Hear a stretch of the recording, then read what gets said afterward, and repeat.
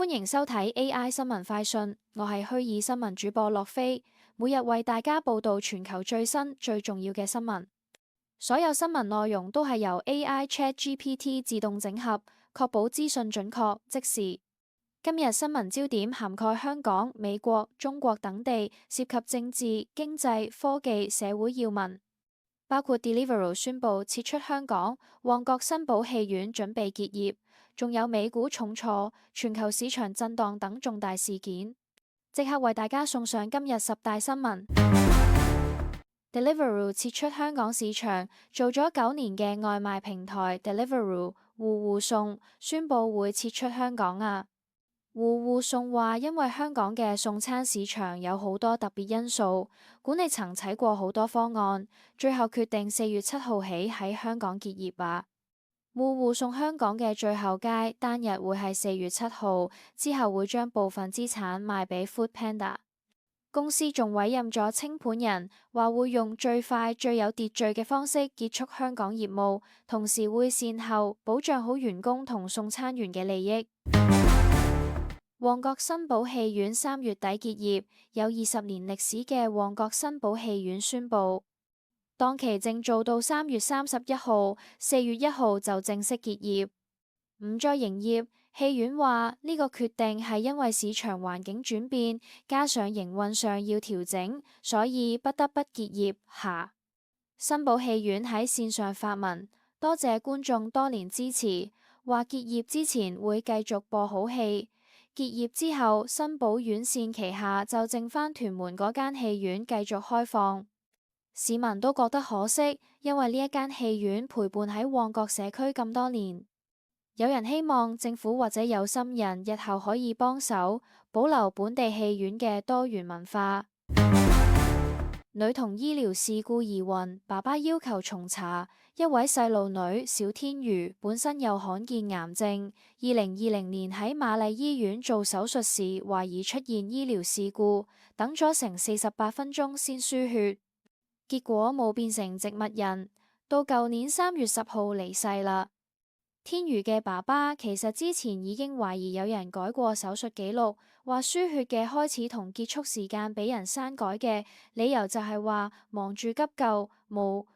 佢前年仲去警署報警，希望查呢一件事佢，不過拖咗成年，警方最近同佢講，律政司決定唔提出檢控啊。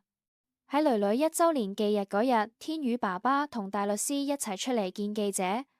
佢話醫管局交代得唔清楚，點解佢輸血記錄可以改，又點名問港島西醫院聯網嘅總監有咩回應下。天瑜爸爸強調，如果醫療記錄係假嘅，將來無論死因庭定追究責任都會受影響，所以一定要確保記錄真實無誤。院方就回覆話，其實早已揾專家覆檢過個案，又向家屬解釋致歉，但堅持事件唔算係醫療事故。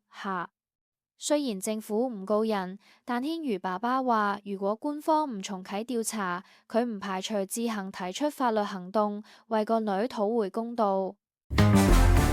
九倉置業賺少咗80%，零售市道仲弱，香港嘅零售生意依然好淡。九龍倉置業公布佢哋舊年盈利得8.9億港紙，較前年大減81%。如果唔計物業貶值嗰啲會計數，基礎盈利都有61.4億，微升2%可。主席吳天海直言，今年開頭2個月零售同寫字樓租務同舊年差唔多嘅起色，上半年都未必好得去邊上。佢話即使北京開兩會公布嘅好政策，都唔會即刻見效，要到下半年先有希望改善啊。而家酒店入住率同房價都未返到疫情前水平，商場鋪租仲有下行壓力㗎。吳天海話要等佢租戶開始擴充或者有新嘅海外品牌嘅香港，加上零售銷售額真係止跌回升，先算係真復甦啊。面對高息同經濟未明朗，九倉話會繼續謹慎理財，減少借貸，並裝修翻新嘅商場硬件，吸引租客。總之而家市道仲未好返，上半年都係捱住先，希望下半年會好啲啦。中國組建金融國家隊，中國政府最近搞咗單大動作嘅金融重組，2月中有幾十間上市公司一齊宣布多咗個新大股東，叫中央匯金礦。原來就係財政部將3間大型資產管理公司專買銀行爛數嘅，加埋證券金融公司嘅股權，免費轉俾匯金礦。中央匯金本身係中國主權基金中投公司嘅子公司，管住好幾間國有大銀行同券商，搞埋一齊身家好過77000億人仔。而家再加埋新接收嗰批公司，匯金旗下資產合共可能去到27萬億嘅誇張。呢個超級國家隊可以話坐擁龐大彈藥，隨時準備救市，對付金融風險。但同時間要處理咁多公司，都真係夠晒頭痕。市場人士話，北京呢一招係未雨嚟嘅，用更大嘅國家力量冇穩定經濟同股市信心。不過要令投資者放心，之後仲要喺新官班底點樣出招去化解內地嘅金融隱患。美股大插水，科網股跌到嘔。美國股市啱啱經歷咗黑色星期一。3月10號嗰日，美國假期後第一個交易日，華爾街3大指數齊齊潛水。納斯達克指數一度跌超過4%，道指曾經插穿1000點㗎。收市道指跌咗890點，到2.08%，納指跌727點，到4%。冇，成個市場恐慌指數 VIX 都彈高1成，點解跌得咗金？有分析話，聯儲局加息未有轉漲跡象，再加上有人擔心政府可能搞新關稅，同埋驚經濟衰退，所以大家驚清拋貨嘅。科技股帶頭捱沽 ，Tesla 跌咗成8%，幾隻大型科技股都跌到七彩。華爾街有大行話，上半年股市可能仲會好波動，唔排除會出現一次閃崩。不過有啲長線投資者就話，調整完有機會係撈貨良機，下半年話唔定可以反彈。德國13個機場大罷工，德國有13個機場一齊停擺。3月10號開始，柏林、法蘭克福等等主要機場嘅員工發動嘅一日大罷工啊！機場冇晒人手運作，結果超過3400班航班要取消，影響至少50萬乘客行程咯。好多旅客喺機場度企硬，航班飛唔到，只好改搭火車或者改期。有乘客投訴話，完全冇收到通知，一早嚟到機場先知嘅機飛，真係火都冇。今次係工會為爭取加薪同改善工作條件嘅行動。機場方面就話已經提供加薪方案，鬧工會罷工太激進。呢場勞資爭拗暫時未有解決方案，全民工會唔排除下次再罷更耐。如果僵持落去，往後德國仲可能有更多交通業罷工，連帶其他歐洲航班轉機都會受影響。日本經現9級地震警告，日本311大地震14週年前夕，政府專家小組又敲響警鐘啦。最新研究話，喺北海道外海嘅千島海溝已經累積咗極大量嘅能量，夠料引發規模9嘅超級地震啦。如果真係咁不幸，好可能觸發高達27米嘅巨浪海峽衝擊北海道沿岸啊！呢個情景同2011年東北大地震差唔多，可謂極度嚴重。專家提醒政府同民眾要提早做足防災準備，例如完善避難路線、加高防波堤，仲有定期演習。北海道居民聞呢個消息都有咁驚，因為近年成日傳出日本北部可能有大地震嘅講法。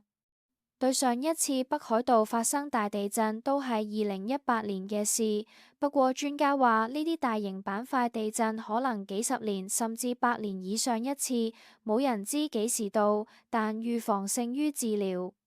總之，日本各地都要居安思危，防震意識不可鬆懈。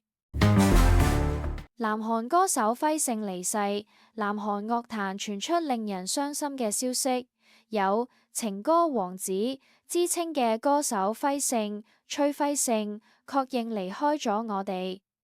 3月10號晚，43歲嘅輝勝俾人發現喺首爾屋企暈倒，救護員到場時佢已經冇晒呼吸心跳，送醫之後宣告不治。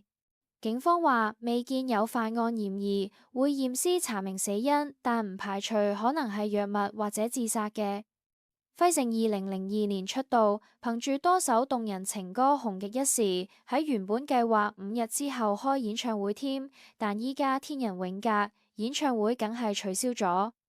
經理人公司證實呢個噩耗，懇請大家俾空間家屬辦後事。粉絲聽到消息都好震驚難過，網上紛紛留言悼念偶像早登極樂。呢幾年南韓娛樂圈接二連三有年輕藝人輕生或者意外離世嘅消息，再次引發社會對演藝人員身心健康嘅關注同反思。加拿大將迎嚟新任總理，加拿大政壇大地震，執政自由黨嘅康前央行行長卡尼 Mark Carney 接替杜魯多做黨領袖，同時會出任新一任總理。杜魯多做咗總理超過7年，今次突然話交棒俾卡尼，等於提前退位讓賢。卡尼預計最快喺週4或週5正式宣誓做總理啦。卡尼好犀利嘅，佢做過加拿大同英國嘅央行行長，又喺國際金融界有名望，相信可以為加拿大經濟把舵。外界估計卡尼上場之後，政策上會大致沿用自由黨嘅路線，但有可能換種風格去處理通脹、環境等問題，因為佢係金融專家出身嘛。杜魯多就祝賀卡尼，話會全力支持新領導人。加拿大下一次聯邦大選原定2025年，今次換帥可能係自由黨部署選戰嘅一環。加拿大民眾都關注新總理會帶嚟啲咩新氣象呢？多謝大家收睇 AI 新聞快訊，我哋每日為大家送上最新最重要嘅全球新聞，記得繼續關注，第一時間掌握最新資訊，了解世界動向。我哋聽日再見。